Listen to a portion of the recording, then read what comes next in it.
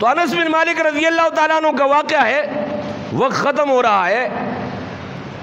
کہ حجاج بن یوسف نے ان کو بلایا اور کہا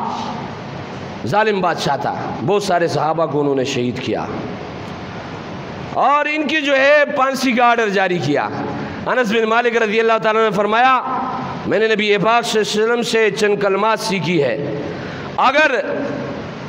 صبح پڑھ لوں تو شام تک آپ میرا ایک بال بھی ضائع نہیں کر سکتے ہو، اگر شام کو پڑھ لوں صبح تک آپ میرا ایک بال بھی ضائع نہیں کر سکتے ہو۔ تو انہوں نے اپنے کارندوں سے کہا کہ اس کو پھانسی پر لٹکاؤ۔ جیسے کارندے اس کے طرف بڑھے ہیں تو یہ چیخنے لگا دا دا دا دا کے معنی چھوڑ دو۔ تو پھر جو ہے تھوڑی دیر کے بعد دوبارہ اس سے کہا اس کو پھانسی پر لٹکاؤ۔ پھر جب کارندے اس کے پیچھے بڑھے ہیں تو دوبارہ چلانے لگا دا دا دا پریدا چھوڑ دو۔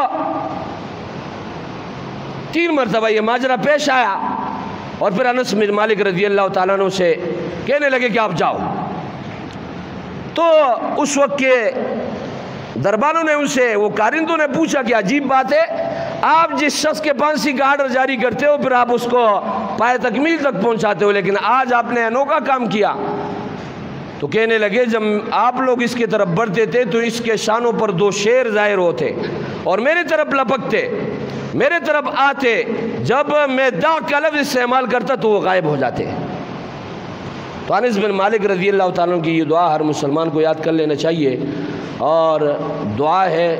بسم اللہ علی نفسی و دینی، بسم اللہ علی اہلی و مالی و ولدی، بسم اللہ علی ما اعطانی،